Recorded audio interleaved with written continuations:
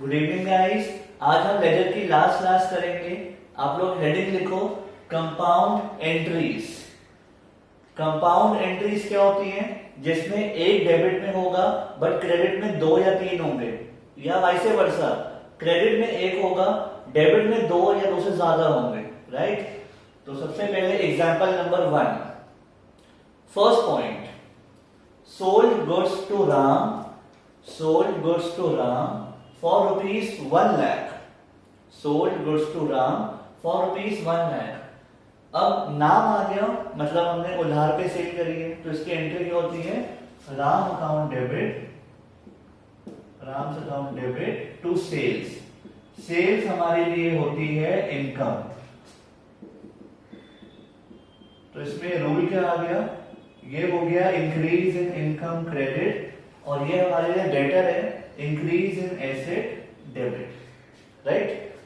Second point, Ram returned goods, Ram returned goods worth 10,000। जो हमने goods sale किए थे उसमें 10,000 के वापस आ रहे, इसे क्या बोलते हैं? Sales return. तो इसकी एंट्री क्या होती है? Sales return account debit to Ram's account. और इसमें रूल क्या आएगा? गुड्स वापस आ गए तो इनकम कम हो गई, और हमारा जो एसेट है वो भी कम हो गया। क्यों कम हो गया?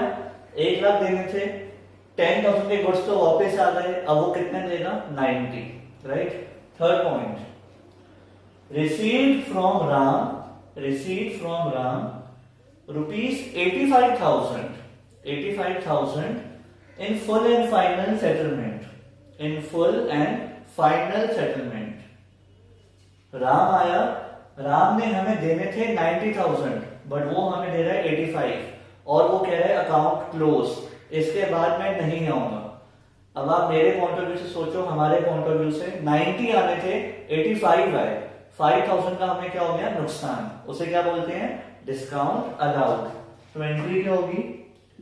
Cash account, cash account debit, cash आया 85, कैश तो 85 आया, राम का अकाउंट तो क्लोज, राम अकाउंट तो क्लोज, हमारा एसेट तो खत्म हो गया, अब वो बाद में कुछ नहीं देगा, 5,000 का नुकसान। लॉसेस क्या होते हैं? डेबिट। इसे क्या बोलते हैं? Discount allowed, discount allowed debit. कितना?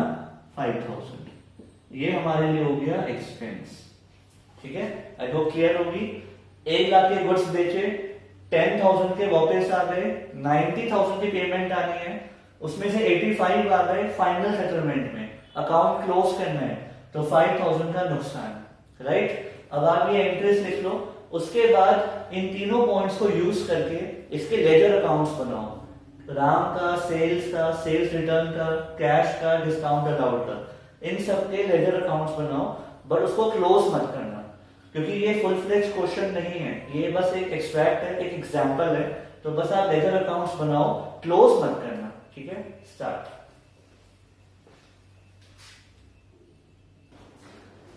अब हम इनके लेजर अकाउंट्स बनाएंगे। सबसे पहले राम टू सेल्स, तो राम का अकाउंट बनेगा और सेल्स का। तो राम का अकाउंट बनाते हैं, राम्स अकाउंट डेबिट क्रेडिट। इसके बाद सेल्स अकाउंट बनेगा, सेल्स अकाउंट डेबिट क्रेडिट, ठीक है? तो सबसे पहली एंट्री है राम टू सेल्स, तो राम हो रहा है डेबिट, तो उसके डेबिट में आएगा उसके पार्टनर का नाम, तो टू सेल्स, और अमाउंट कितना है? 1 लाख। और सेल्स हो रही है क्रेडिट, तो उसके क्रेडिट में आएगा उसके पार्टनर का नाम, बाय राम, अमाउंट कितना है? 1 lakh, right? Next, sales return to Ram, तो सेल्स रिटर्न का अकाउंट बनेगा। सेल्स का अलग होता है, सेल्स रिटर्न का अलग होता है, ठीक है? तो सेल्स रिटर्न हो रहा है डेबिट, तो उसके डेबिट में आएगा टू राम, कितना? 10,000, और राम के क्रेडिट में आएगा बाय सेल्स रिटर्न, कितना? 10,000, ठीक है? अब इसका रीजन डिस्कस करते हैं पहले। राम हमारे लिए क्या है? डेटर। डेटर मतलब एसेट। इंक्रीज इन एसेट आता है डेबिट में और डिक्रीज इन एसेट क्रेडिट में, right. Increase debit, decrease credit. अब सुनना, जब आपने राम को गुड्स बेचे तो आपका एसेट बढ़ रहा है क्योंकि पैसे आने हैं, तो इंक्रीज इन एसेट डेबिट। फिर जब उसने गुड्स वापस कर दिए तो एसेट कम हो गए क्योंकि अब कम पैसे आएंगे, तो decrease in asset credit, correct. Sales होती है income, increase in income credit, और सेल रिटर्न से इनकम कम होती है, decrease in income debit, right. अब मोस्ट इंपॉर्टेंट पॉइंट आज का ये वाला, ये थोड़ा ध्यान से देखना, काफी इंपॉर्टेंट है। Cash account debit, discount allowed debit to Ram. Ram का अकाउंट तो है, कैश और डिस्काउंट का अकाउंट चाहिए, तो सबसे पहले कैश का अकाउंट बनाते हैं। कैश अकाउंट, कैश अकाउंट अलग होगा, डिस्काउंट अलाउड इसका भी अकाउंट बनेगा, ठीक है, ये अलग होगा। अब सुनना बहुत ध्यान से, cash account debit, discount allowed debit to Ram. सबसे पहले अगर कैश के अकाउंट की बात करें, कैश हो गया डेबिट, ठीक है, उसका पार्टनर कौन है? डिस्काउंट अलाउड या फिर राम। डेबिट का पार्टनर कभी भी डेबिट नहीं होता, डेबिट का पार्टनर हमेशा क्रेडिट में होता है। ड्यूअल एस्पेक्ट क्या होता है? जो डेबिट होगा उसका इक्वल अमाउंट क्रेडिट भी होगा, तो डेबिट का पार्टनर डेबिट में नहीं होता, क्रेडिट में होता है, ये ध्यान रखना बस, ठीक है। तो कैश का पार्टनर डिस्काउंट नहीं है, कैश का पार्टनर है राम, तो कैश के डेबिट में जाएगा टू राम, ठीक है, कैश के डेबिट में जाएगा टू राम। अब एक और डाउट आएगा कि सर अमाउंट कौन सा आएगा, 85 या 90? तो इसके लिए रूल क्या होता है, नाम आता है पार्टनर का, कैश के अकाउंट में नाम आएगा पार्टनर का, बट अमाउंट आएगा अपना। अमाउंट अपना मतलब 85,000, ठीक है। इसका रीजन भी है, अभी बता रहा हूं, पहले दोबारा सुनो। नाम आता है पार्टनर का, तो कैश के अकाउंट में आएगा टू राम, लेकिन अमाउंट आता है अपना। ऐसा क्यों? अब सुनो, राम ने 1 लाख देने थे, 10,000 के गुड्स वापस कर दिए, 90,000 हमने लेने हैं, उसमें से 85 आए और 5 का हमने डिस्काउंट दे दिया। ये बात बताओ कैश आया कितना? 85,000 ना, तो कैश के अकाउंट में इंक्रीज इन एसेट में मैं कितना दिखाऊंगा, 85 या 90? जितना कैश आया उतने तो दिखाऊंगा, तो कैश के अकाउंट में दिखाया कि पैसे आ गए 85, 90 तो आई नहीं, तो मैं 90 कैसे दिखा सकता हूँ? समझ पा रहे हो? अब डिस्काउंट अलाउड की बात कर रहे हैं, डिस्काउंट अलाउड का पार्टनर कैश नहीं है, डिस्काउंट अलाउड का पार्टनर है राम, ठीक है, डेबिट का पार्टनर क्रेडिट, तो डिस्काउंट अलाउड के डेबिट में आएगा टू राम, कितना? नाम आएगा पार्टनर का, अमाउंट अपना, अपना मतलब 5,000, ठीक है। इसका भी रीजन है। डिस्काउंट अलाउड क्या होता है? Expense, increase in expense debit, decrease in expense credit. अब आपने जब डिस्काउंट दिया तो आप बताओ आपको नुकसान कितना हुआ, 5,000 का या 90,000 का? नुकसान तो 5 का हुआ है ना, तो 5 में तो दिखाएंगे, ठीक है। कैश आया 85 और डिस्काउंट हमने दिया 5,000, ठीक है, तो अमाउंट अपने आप में। अब राम की बात करते हैं, राम हो गए क्रेडिट, तो उसके क्रेडिट में आएगा दोनों पार्टनर्स का नाम, ये दोनों उसके पार्टनर हैं, कैश भी आएगा और डिस्काउंट अलाउड भी आएगा, लेकिन अमाउंट कितने होंगे? कैश आएगा 85 और डिस्काउंट अलाउड 5। अगर आप ध्यान से देखो ना, राम के क्रेडिट में कैश आया 85, डिस्काउंट अलाउड 5, टोटल मिला के 90 आ तो गया। राम का कितना है? 90 तो है, ठीक है। रीजन 1 लाख लेने थे, 10,000 की गुड्स तो वापस आ रहे, टोटल अब 90 बचे, 85 आ गए, 5,000 का डिस्काउंट दे दिया, ठीक है। अब मैं आपको बताऊंगा इसको फुल एंड फाइनल सेटलमेंट क्यों बोलते हैं, यहां देखो ध्यान से। अगर मैं राम की बात करूं, बाकी अकाउंट्स क्लोज मत करना क्योंकि ये पूरा क्वेश्चन नहीं है। अगर मैं राम की बात करूं, ये देखो राम का अकाउंट कितना है, टोटल है 1 लाख इधर, और यहां देखो टोटल कितना है 1 लाख, तो इसका मतलब बैलेंस सीडी बचा ही नहीं, बैलेंस कुछ बचा ही नहीं। ये हो गया फुल एंड फाइनल सेटलमेंट, मतलब अकाउंट क्लोज हो गया। बैलेंस सीडी भी कुछ नहीं है, ऑब्वियसली बैलेंस ब्रॉट डाउन भी कुछ नहीं है। तो ऐसे केस में बैलेंस सीडी और ब्रॉट डाउन लिखने ही नहीं होते, ट्रायल बैलेंस में भी नहीं जाएगा, क्योंकि ना हमारा एसेट था, पूरा पैसा आ गया, अकाउंट क्लोज। ठीक है, तो इसको बोलते हैं फुल एंड फाइनल सेटलमेंट, मतलब अकाउंट क्लोज हो गया, कोई बैलेंस नहीं बचा। एक बार और देखो, कैश हो रहा है डेबिट, तो उसके डेबिट में आएगा उसके पार्टनर का नाम टू राम, बट अमाउंट अपना। डिस्काउंट हो रहा है डेबिट, उसके डेबिट में आएगा पार्टनर का नाम टू राम, अमाउंट अपना। रीजन, कैश आया ही 85 है और नुकसान हुआ ही 5000 है, तो मैं 90 क्यों लिखूं। और राम के क्रेडिट में आएंगे बाय कैश बाय डिस्काउंट। ठीक है, हम इसको बाइफरकेट भी कर सकते हैं, अगर आपको अपने लिए और इजी करना है तो इसको मैं पार्ट्स में बांट सकता हूं। यहां देखो, एक एंट्री कर दो कैश टू राम और एक कर दो डिस्काउंट अलाउड टू राम, समझने के लिए, एग्जाम में नहीं करनी, समझने के लिए। कैश टू राम, कैश कितना है 85, तो इस 90,000 में कैश का एलिमेंट कितना है 85,000, डिस्काउंट कितना है 5, इस 90,000 में डिस्काउंट का कितना एलिमेंट है 5,000।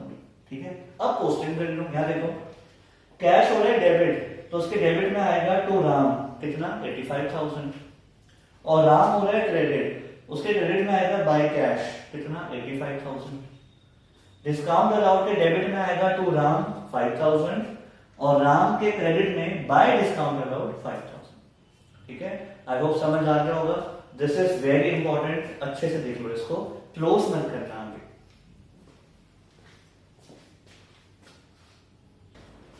अब करेंगे एग्जांपल नंबर 2। एग्जांपल नंबर 2 का first point, goods purchase from Sohan, goods purchase from Sohan for ₹5 lakhs, for ₹5 lakhs। अब आपने ये गुड्स खरीदे उधार पे, क्योंकि नाम आ गया, तो इसकी एंट्री क्या होती है purchases account debit, purchases account debit to Sohan's account. 5 lakh के गुड्स खरीदे ऑन क्रेडिट, ये हो गया इंक्रीज इन एक्सपेंस और ये हो गया increase in liability. Right, point number 2, goods return to Sohan, goods return to Sohan for ₹20,000। अब हमने 20,000 के गुड्स वापस कर दिए। जब खरीदे हुए गुड्स वापस करते हैं तो उसे क्या बोलते हैं परचेज रिटर्न। तो इसकी एंट्री क्या होती है Sohan's account debit to purchase return account. 20,000 के गुड्स वापस कर दिए तो एंट्री हो गई Sohan to purchase return. Reason expense कम हो गया और लायबिलिटी भी कम हो गई। Right, third point, paid to Sohan, paid to Sohan ₹4,75,000, 4,75,000 in full settlement of his account, in full settlement of his account। सबसे पहले तो एक बात बताओ, हमने सोहन को पे कितने करने थे? 5 लाख के गुड्स खरीदे थे, 20 के गुड्स वापस कर दिए, तो अब बनते कितने हैं 480, बट हमने कितने पे किए 475। 5,000 का डिस्काउंट मिल गया हमारे लिए इनकम, और इनकम क्या होती है क्रेडिट। तो इसकी एंट्री क्या होगी सोहन्स अकाउंट डेबिट, सोहन को पे करने थे 480, लाइबिलिटी तो हम पूरी खत्म कर रहे हैं, बट हमने पे कितने किए टू कैश अकाउंट, पे कितने किए 475, 480 पे करने थे, हमने 475 पे किए, बाकी का हमें डिस्काउंट मिल गया इनकम, तो इसको क्या बोलते हैं टू डिस्काउंट रिसीव 5,000। तो ये हो गया डिक्रीज इन एसेट और ये हो गया इंक्रीज इन इनकम। ठीक है, आई होप क्लियर होगा। अब इसके लेजर अकाउंट्स आप ट्राई करोगे, उसके बाद हम टैली करेंगे। स्टार्ट। अब इनके लेजर अकाउंट्स बनाएंगे। सबसे पहले परचेज और सोहन का, परचेजेस का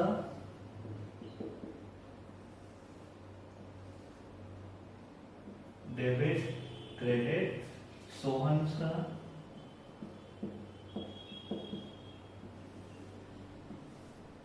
डेबिट क्रेडिट। सबसे पहली एंट्री है परचेज टू सोहन, तो परचेज के डेबिट में आएगा टू सोहन कितना 5 लाख, और सोहन के क्रेडिट में आएगा बाय परचेजेस कितना 5 लाख। ठीक है, उसके बाद Sohan to purchase return, Sohan का तो अकाउंट है, परचेज रिटर्न का अकाउंट बनाते हैं।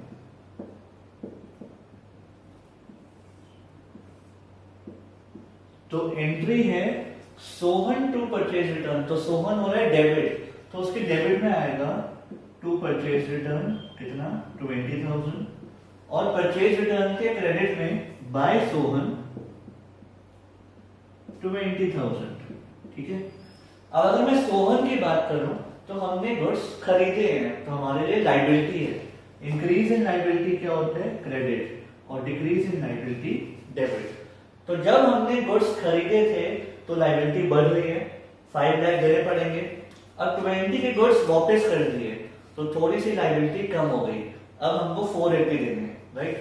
अब most important point, Sohan to cash to discount received. अब फिर से ध्यान से, सोहन हो रहा है डेबिट, तो उसके डेबिट में आएगा उसके पार्टनर्स का नाम, दोनों उसके पार्टनर्स हैं, to cash and to discount received, दोनों ही उसके पार्टनर्स हैं 475 एंड 5। ठीक है, तो यहां पे सोहन के डेबिट में आ गया टू कैश और to discount received, total amount कितना आ गया यहाँ पे 480 है सोहन में।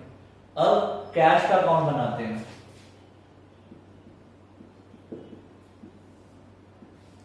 कैश हो रहा है क्रेडिट, उसके क्रेडिट में आएगा उसके पार्टनर का नाम, पार्टनर कौन है जो डेबिट में है, मतलब सोहन, तो कैश के क्रेडिट में आएगा बाय सोहन, कितना अमाउंट आएगा, अमाउंट आएगा अपना 475। रीजन भी है, यहां देखना ध्यान से, जब हमने सोहन को पेमेंट करी तो हमारा कैश गया।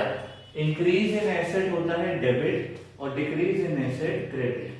आप बताओ कितना कैश दिया, 480 या 475? कैश तो 475 गया ना, तो 475 दिखाएंगे। ठीक है, डिस्काउंट रिसीव्ड हो रहा है क्रेडिट, तो डिस्काउंट रिसीव्ड के क्रेडिट में आएगा उसके पार्टनर का नाम, पार्टनर कौन है सोहन, तो यहां पे आएगा बाय सोहन, और अमाउंट अपना, अमाउंट अपना मतलब 5000। देखो आपको डिस्काउंट मिला कितना 5000, तो इनकम कितने दिखाओगे 5 की। ठीक है, कैश कितना गया 475, तो कितना दिखाओगे 475। और अगर बात करें सोहन की, सोहन को हमें देने थे 480, 475 दे दिए, 5 का डिस्काउंट मिल गया, अकाउंट क्लोज, इसका अकाउंट क्लोज हो गया। चेक कर लो, इधर भी 5 लाख और इधर भी 5 लाख, राइट। अगर आप इसको बाइफरकेट करना चाहते हो वो भी हो जाएगा। यहां देखो, एक एंट्री हो जाएगी सोहन टू कैश और एक एंट्री हो जाएगी Sohan to discount received. Cash में कितना एलिमेंट है 475, तो सोहन के अंदर भी उसका 475 है। डिस्काउंट रिसीव्ड कितना है 5, तो सोहन में उसका कितना एलिमेंट है 5। चेक कर लो, सोहन के डेबिट में होगा टू कैश 475, सोहन के डेबिट में है टू कैश 475, कैश के क्रेडिट में बाय सोहन 475, सोहन के डेबिट में होगा टू डिस्काउंट रिसीव्ड 5, और डिस्काउंट रिसीव्ड के क्रेडिट में होगा बाय सोहन 5। ठीक है, इसको अच्छे से रिवाइज कर लो क्योंकि इसके आने के चांसेस काफी ज्यादा होते हैं।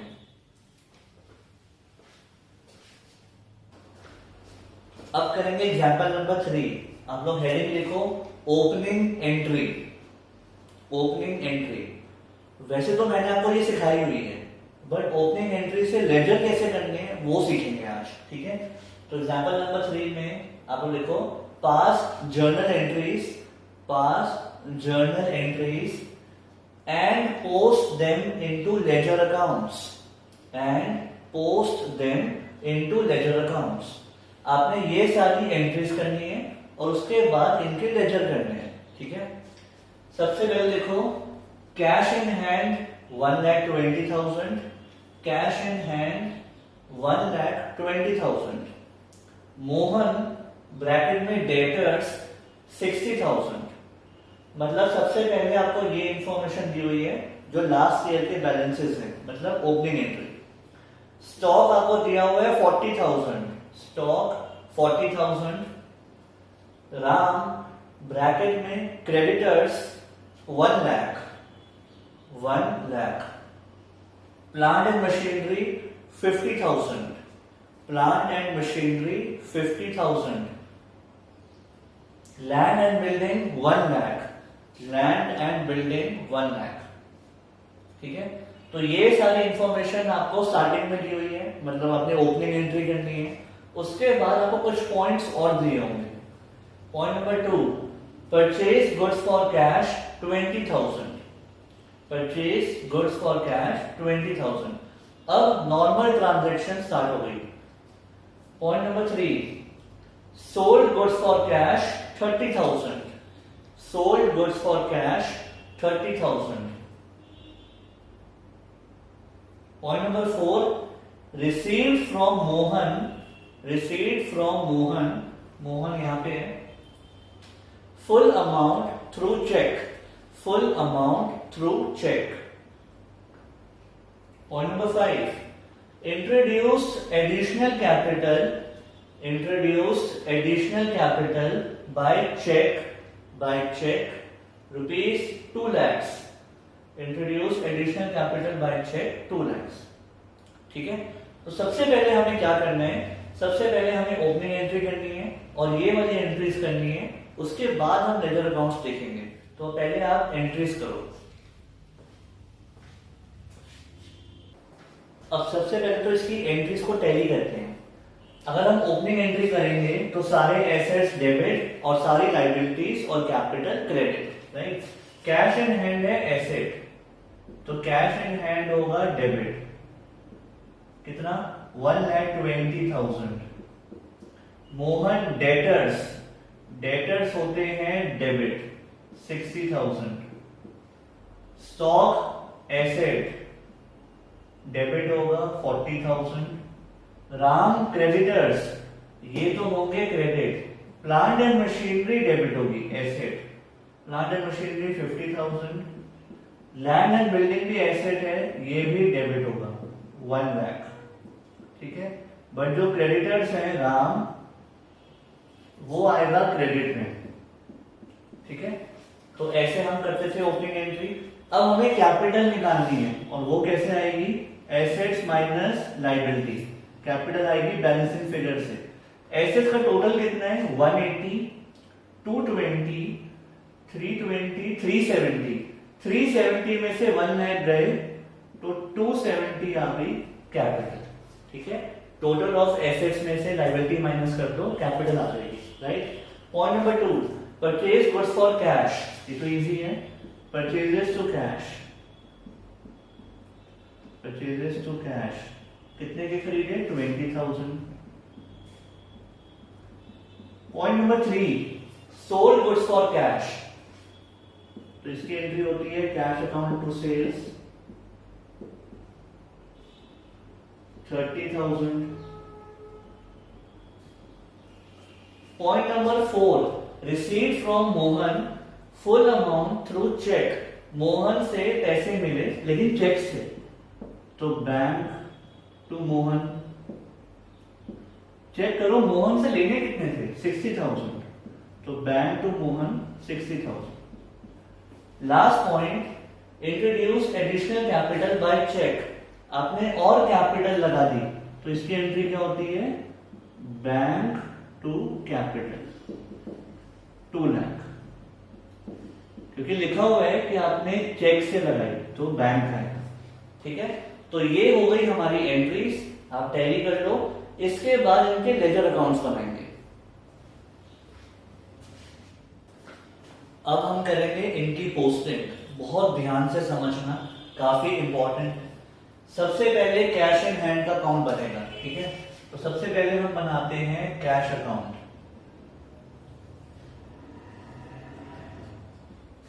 उसके बाद कौन सा है, उसके बाद है मोहन, जो डेटर है हमारे, तो मोहन का अकाउंट, राइट। अब कैश हो रहा है डेबिट, तो उसके डेबिट में आएगा उसके पार्टनर का नाम। अब हमें ये सोचना है कि पार्टनर कौन है, राम या कैपिटल। यहाँ तो क्रेडिट में दो आइटम्स हैं, तो कैश के डेबिट में क्या आएगा, टू राम या टू कैपिटल। आपको क्या पता कि कौन सा एलिमेंट है उसमें। उसके बाद मोहन भी डेबिट हो रहा है, मोहन के डेबिट में क्या आएगा, राम या कैपिटल, ये भी नहीं पता।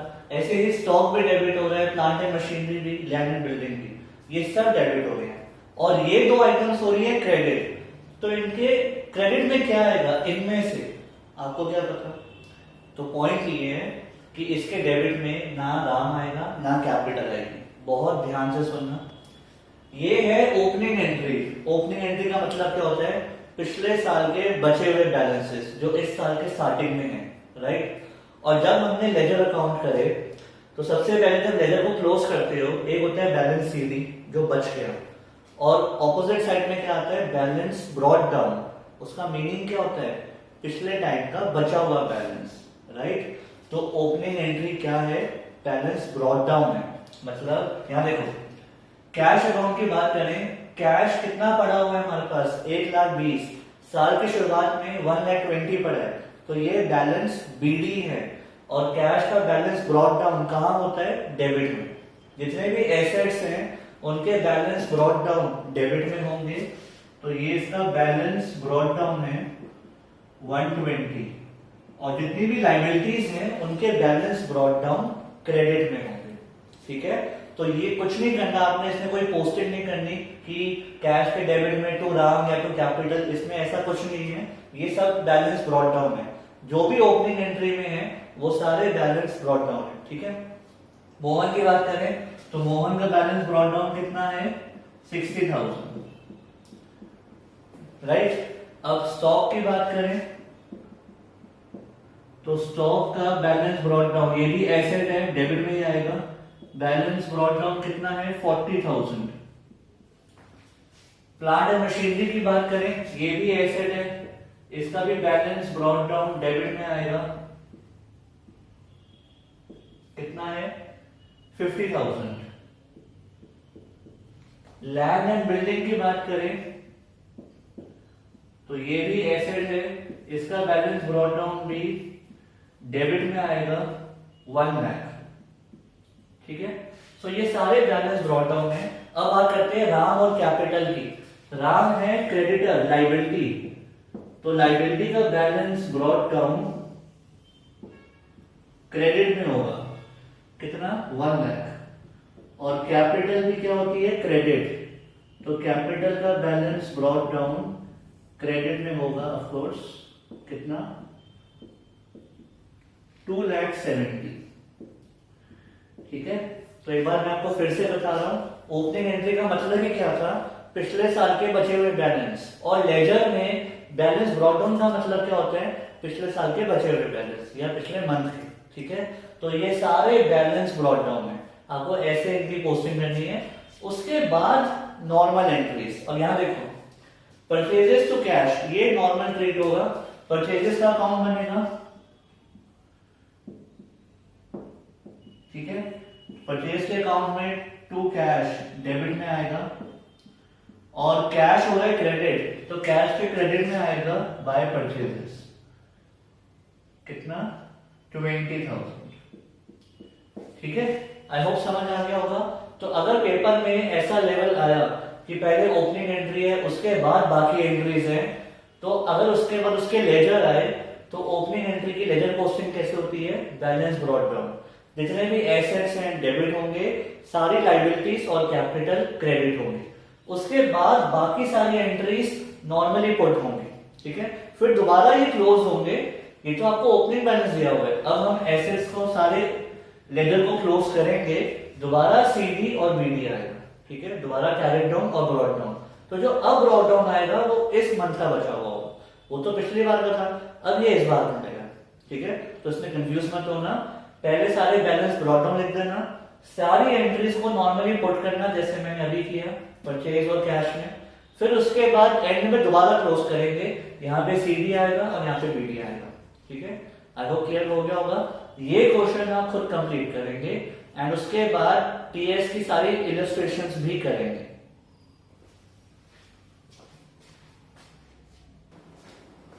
अब एक नोट लिखेंगे, इट्स वेरी इंपॉर्टेंट, 1 मार्क में थ्योरी में आ जाता है। ठीक है, तो लिखो types of accounts that are balanced. Types of accounts that are balanced. कौन कौन से लेजर अकाउंट्स बैलेंस होते हैं, क्लोज होते हैं, और कौन कौन से लेजर अकाउंट्स बैलेंस नहीं होते। क्या मतलब है, पहले लिखो। Assets, liability and capital accounts, assets, liability and capital accounts are balanced. इसका मतलब अगर कोई एसेट अकाउंट है, लेजर अकाउंट, तो उसको हम बैलेंस करते हैं, मतलब सीडी निकालते हैं, बाय बैलेंस सीडी, और उसको यहाँ पे टू बैलेंस बीडी लिखते हैं। ठीक है, I repeat, assets, liability and capital accounts are balanced. Revenue and expenses are not balanced. Revenue and expenses are not balanced. मान लो कोई एक्सपेंस अकाउंट है, जैसे सैलरी अकाउंट, तो सैलरी अकाउंट में आप सीडी नहीं लिखते। एक्चुअली में हायर लेवल पे सैलरी अकाउंट में आप सीडी नहीं लिखते, उसको हम क्लोज करते हैं बाय ट्रांसफरिंग टू ट्रेडिंग और पीएनएल अकाउंट। ठीक है, उसमें सीडी की जगह ट्रेडिंग और पीएनएल अकाउंट आएगा। अब आप बोलोगे सर ये तो आपने सिखाया नहीं। बिल्कुल नहीं सिखाया, क्योंकि बुक्स में तो हम क्लोज करते हैं। हायर लेवल में ये सिखाया जाता है कि सैलरी अकाउंट, जितने भी एक्सपेंस और इनकम है, उनको ट्रेडिंग और पीएनएल अकाउंट में डाला जाता है। ऐसा क्यों होता है, इसका रीजन है, बट वो आपको मिलेगा फाइनल अकाउंट्स में, जो हम दिसंबर में करेंगे। ठीक है, फिलहाल थ्योरी के लिए आप 1 मार्क में ध्यान रखना, एसेट्स, लायबिलिटीज एंड कैपिटल को बैलेंस किया जाता है, एक्सपेंसेस और रेवेन्यू को बैलेंस नहीं किया जाता। आगे लिखो, they are closed by transferring, they are closed by transferring to trading or profit and loss account, to trading or profit and loss account। अब ट्रेडिंग और प्रॉफिट एंड लॉस अकाउंट इतना detail में हमने अभी नहीं सीखा, ये हम दिसंबर में सीखेंगे। ठीक है, तब आपको क्लियरली समझ में आ जाएगा। तो ये तो हो गया मॉडर्न अप्रोच के अकॉर्डिंग कि इन तीनों को बैलेंस कर दो और रेवेन्यू एक्सपेंसेस को बैलेंस मत करो। आगे लिखो एक लाइन छोड़ के, सिमिलरली अब ट्रेडिशनल अप्रोच के according, personal and real accounts are balanced. Personal और रियल बैलेंस होते हैं। रियल में तो वैसे भी सारे एसेट्स आते हैं, ठीक है, सारे एसेट्स, और पर्सनल में क्या आते हैं, इंडिविजुअल्स, डेटर्स, क्रेडिटर्स, कैपिटल, तो वो सब भी इनमें ही आ जाते हैं। ठीक है, तो personal and real accounts are balanced. Nominal accounts are not balanced. Nominal मतलब एक्सपेंसेस और रेवेन्यू, तो वही बात हो गई, एक्सपेंसेस और रेवेन्यू बैलेंस नहीं होते। ये कहाँ जाते हैं, ट्रेडिंग और प्रॉफिट एंड लॉस अकाउंट। ठीक है, तो फिलहाल आपको इतना ध्यान रखना है कि एसेट्स, लायबिलिटीज और कैपिटल बैलेंस होते हैं, मतलब सीडी और बीडी निकालते हैं। जितने भी एक्सपेंसेस और इनकम होती है ना, उसमें ट्रेडिंग और प्रॉफिट एंड लॉस अकाउंट लिखते हैं।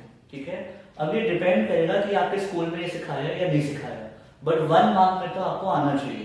अगर प्रैक्टिकली सिखाया है तो आपको अकाउंट्स में ऐसे लिखना पड़ेगा, जितने भी एक्सपेंसेस और इनकम होंगे उसमें जहां भी बैलेंस बच रहा होगा वहां ट्रेडिंग और प्रॉफिट एंड लॉस अकाउंट लिखना पड़ेगा, अगर स्कूल में सिखाया है। ठीक है, अदरवाइज जैसे हम करते थे सारे अकाउंट्स आप वैसे ही करना, बस 1 मार्कर्स में ध्यान रखना। ठीक है, लिख लो।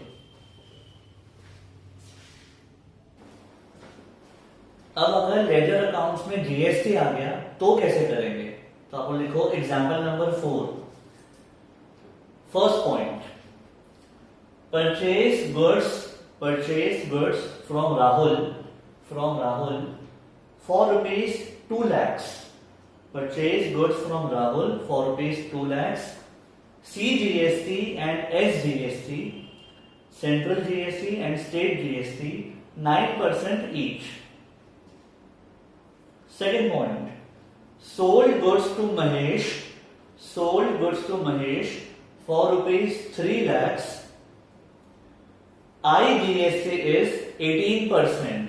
IGST is 18%. ठीक है. Third point. Purchase goods for cash. Purchase goods for cash. Rupees 1 lakh. Rupees 1 lakh. IGST is 18%. IGST is 18%. Fourth. Sold goods for cash.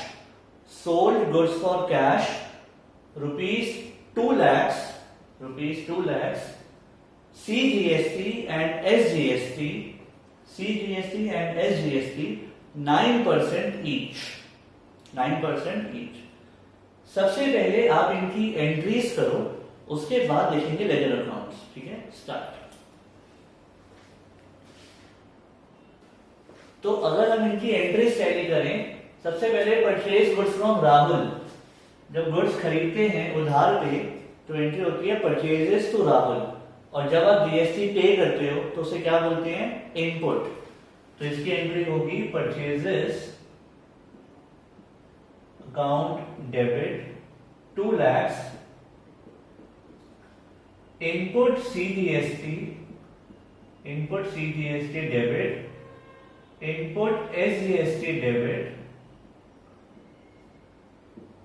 To Rahul's account, क्योंकि उधार पे है. और जीएसटी कितना है, 9% ईच. 2 लाख का 9% 18,000 ईच. तो टोटल गुड्स कितने के पड़ गए, 2,36,000. Right. Second point, sold goods to Mahesh. तो जब गुड्स सेल करते हैं तो जीएसटी कलेक्ट करते हैं, दैट इज कॉल्ड आउटपुट. तो यहां पे आएगा महेश टू सेल्स. कितने के गुड्स सेल किए, 3 lakhs के.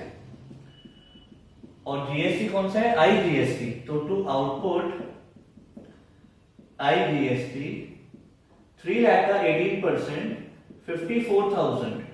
तो टोटल कितने लेने हैं महेश से, 3,54,000. राइट.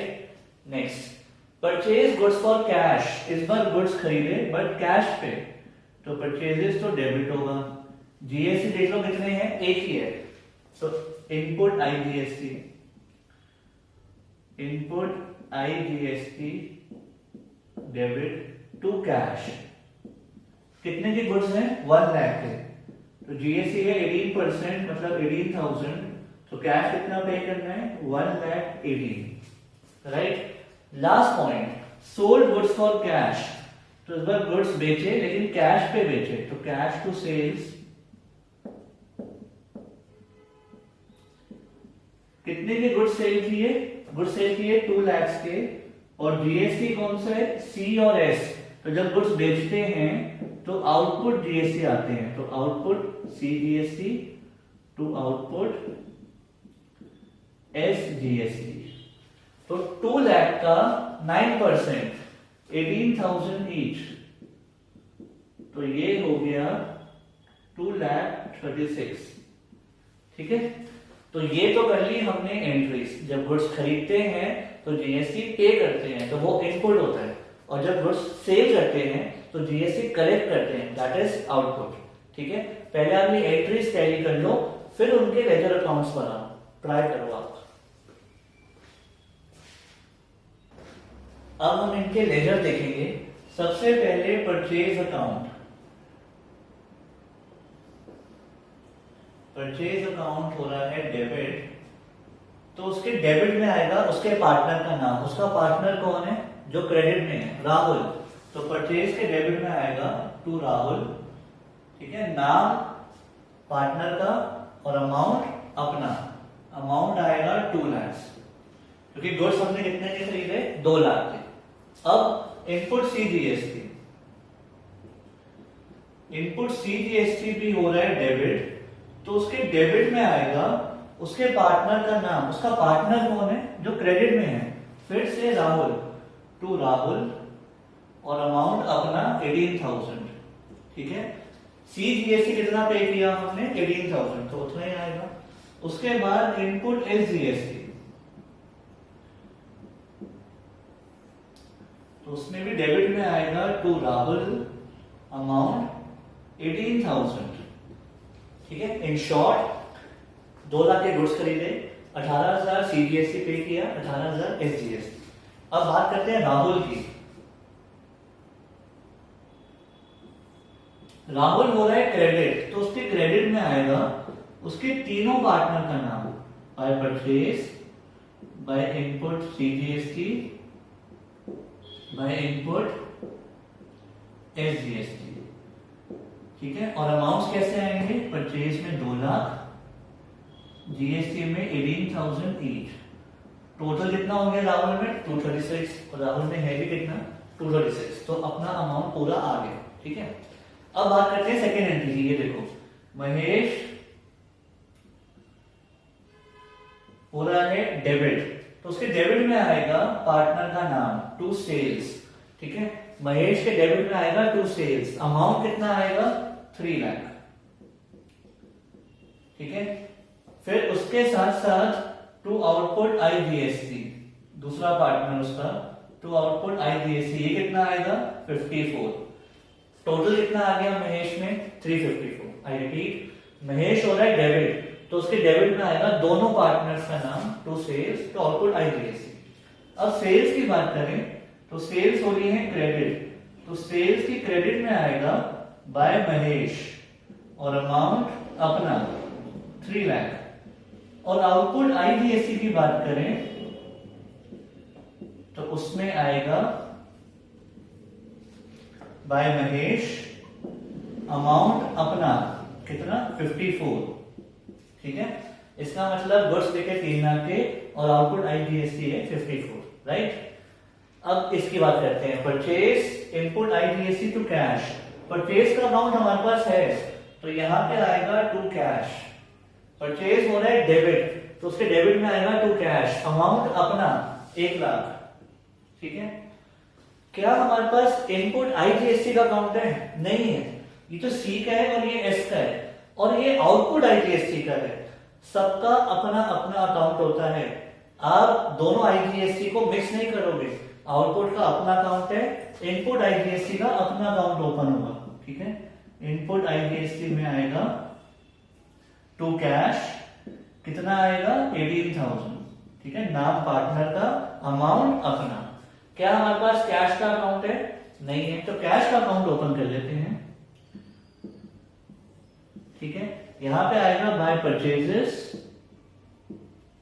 और उसके बाद बाय इनपुट आईजीएसटी।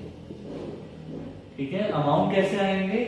परचेजेस में 1 लाख और आईजीएसटी में 18,000। ठीक है, तो ये मैंने आपको क्यों सिखाया? मैं आपको ये बताना चाह रहा हूं कि इनपुट आईजीएसटी का अलग अकाउंट होगा और आउटपुट आईजीएसटी का अलग अकाउंट होगा। वैसे ही इनपुट सी का अलग होगा, आउटपुट सीजीएसटी का अलग अकाउंट होगा, इनपुट एसजीएसटी का अलग होगा और आउटपुट एसजीएसटी का अपना अकाउंट होगा।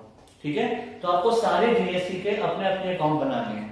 फिलहाल इस क्वेश्चन को क्लोज मत करना, क्योंकि ये बस एक एग्जांपल है, इनकम्प्लीट क्वेश्चन है। अब आप टीएससी इलस्ट्रेशंस कर लेना। मेरी साइड से ये चैप्टर खत्म, सारी प्रैक्टिस आपकी। नेक्स्ट क्लास में हम स्टार्ट करेंगे न्यू चैप्टर। C you.